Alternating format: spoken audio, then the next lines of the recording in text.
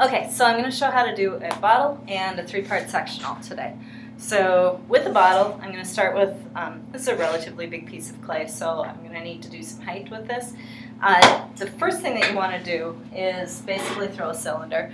There's really only two shapes, well three, I guess if you take a plate into effect, but it's really only two shapes that you ever think of when you're starting. Everything starts as a cylinder unless it's a bowl or a plate. So whether it be a bottle, a vase, a pitcher, whatever you name it, from then you start with vase. And there's different ways to center. If you're still having any issues with centering, try pulling up and down a couple of times and getting control of the clay. Once you start learning how to do that, you're going to be able to take care of it, basically. Before then, you're kind of at the mercy of the clay, and you're allowing it to push you around. So you need to make sure that you make it do what you want it to. So notice that what I'm doing is pulling up, keeping my elbows down and solid. Up the sides, they're evenly pushing kind of through and that way, mostly together. And then when I get to the top, I kind of change positions, and this hand comes over the top and pushes down at the same time as this one keeps some pressure.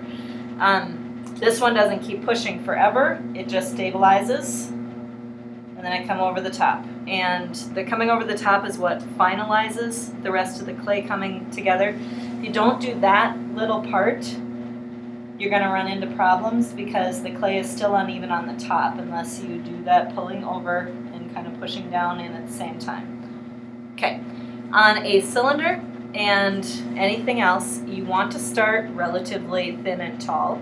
So now I have it centered. One more time to make sure it's centered. I'm going to leave it this tall when I start this one because I do want it to stay pretty tall. I feel a little wiggle in the center there, so I'm just going to do a quick center on the top.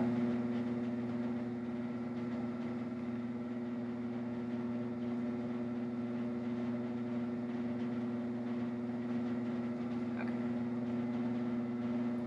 Let's do a wiggle. I'm going to push it down once and then pull it back up again. One more time.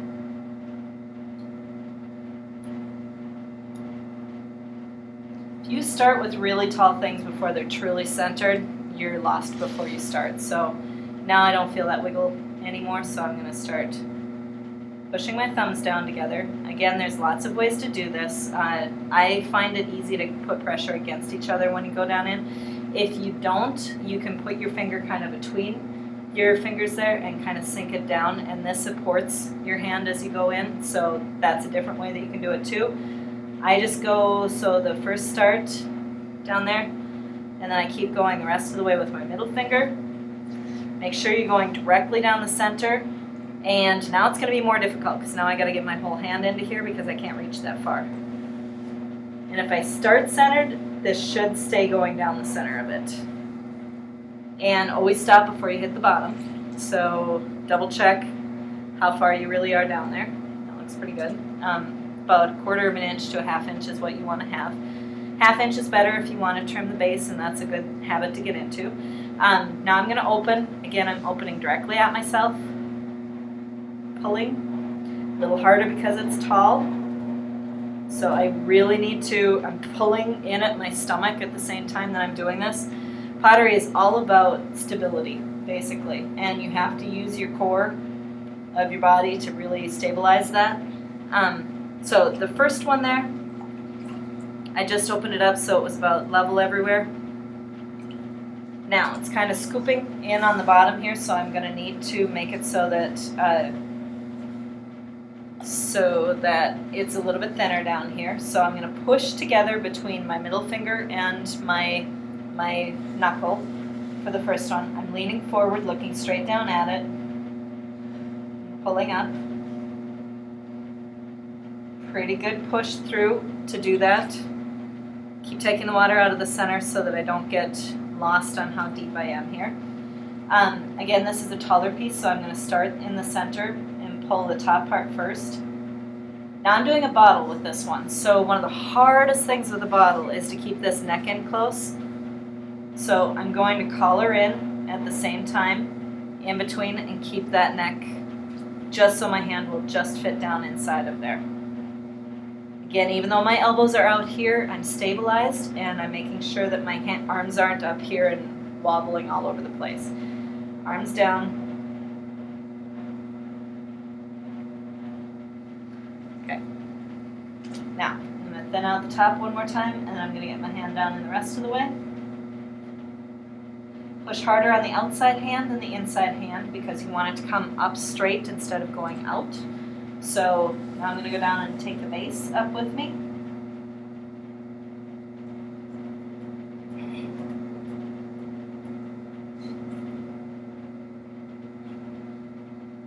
Continue that pull all the way to the top. My base is still quite thick, so I'm going to do a color in again so that I don't lose being able to pull that rim back in. Down there.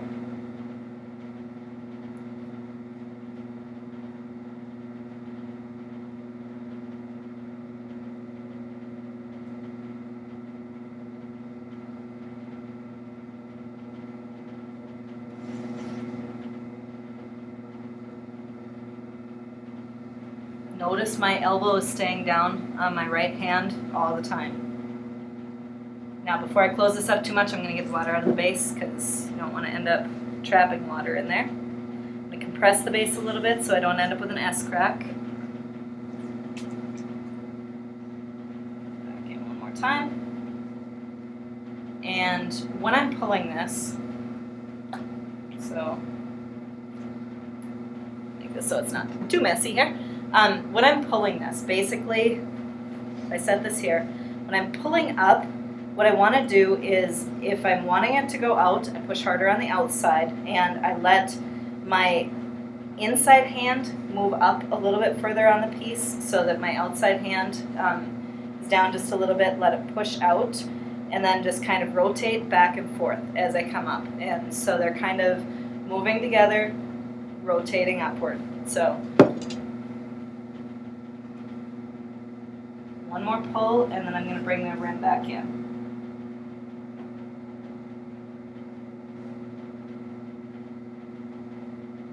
There, it just started wanting to wobble a little bit, so I need to strengthen my arm to make sure that it doesn't keep wobbling as it goes up.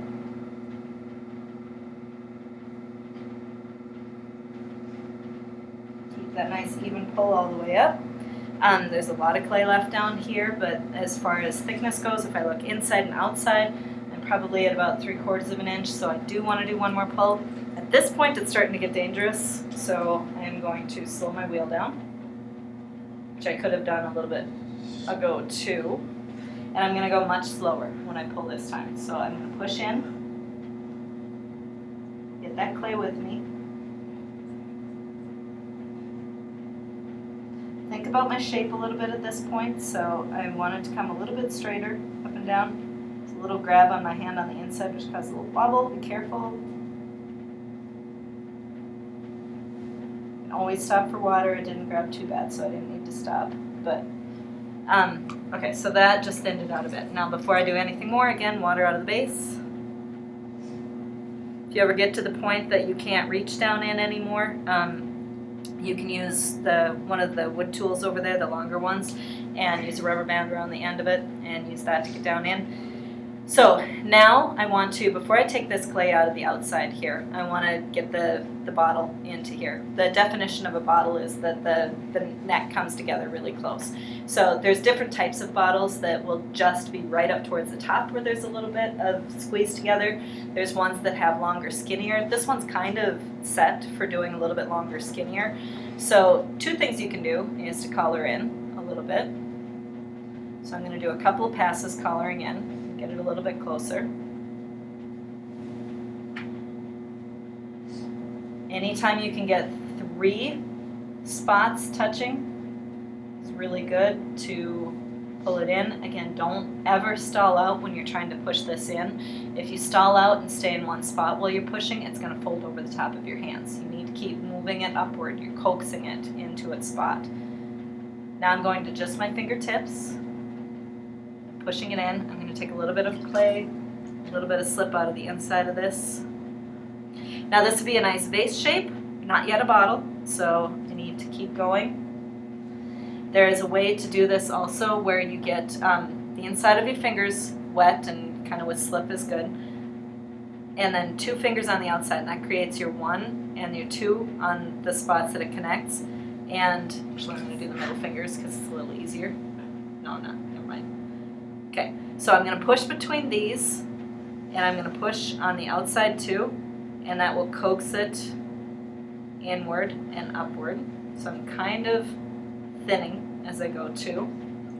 That one's a little more dangerous, so I'm going to just go with the good old-fashioned way for a few here.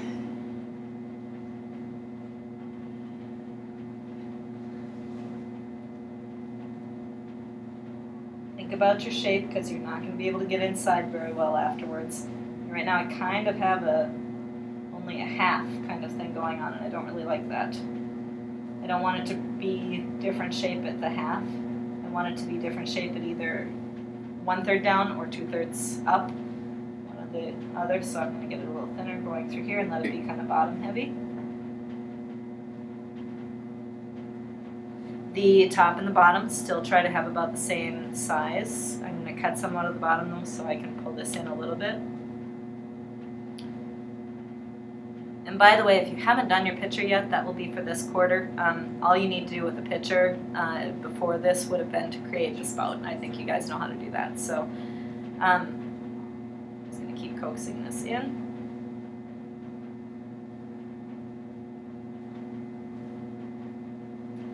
Now I'm getting to where it's closer to a bottle than a vase shape. And I could cut the rim if I wanted to. Keep pulling it in a little bit more here. Kind of lifting upward as I do this, but you don't want to lift too hard that you actually take it off the bat. That can happen. I'm going to need to cut the rim now that I'm pulling it in this far because it is getting more of uneven at the top as I push it. So, somebody want to grab me a needle tool? Gotcha. Is it bad?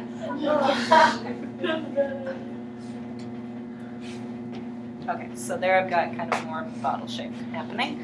I'm going to cut the rim. I'm going to make my final decisions here before I cut the rim. One more push to bring it into a real bottle shape.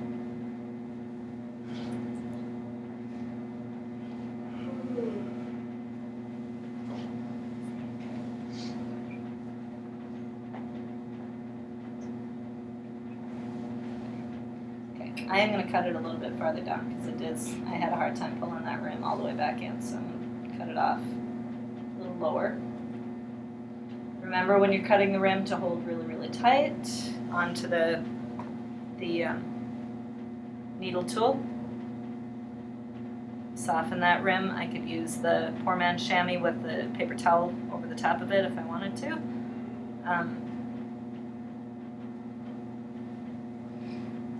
Do with my fingers real quick. Probably come back and do a little bit of this afterwards. And then I'm going to take the clay out of the base. Be careful so you don't knock it off balance. Take a little bit at a time.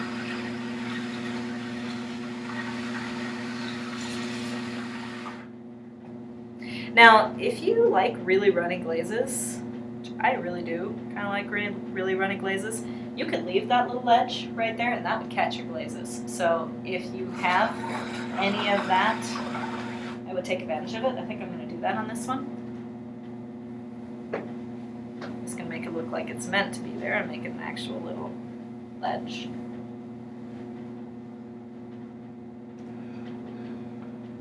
And that looks pretty good. Now before I'm done with this, I'm going to actually take the slip off of the outside. The more you do that, the less it shrinks on you later on. So I'm just running the tool up the side. It also has a tendency to make it a little bit smoother. So if you like to smooth out your pieces you can do that. Again, you can turn any direction that you want to with this. So I'm going to turn inward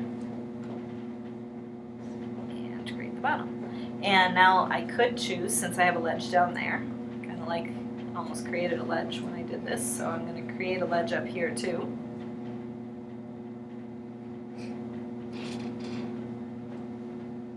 Looks good. So then I could have something where the glaze breaks around on the top too. Since I do like that runny glaze, it does have a tendency to look like that. So, so there's your piece. Okay,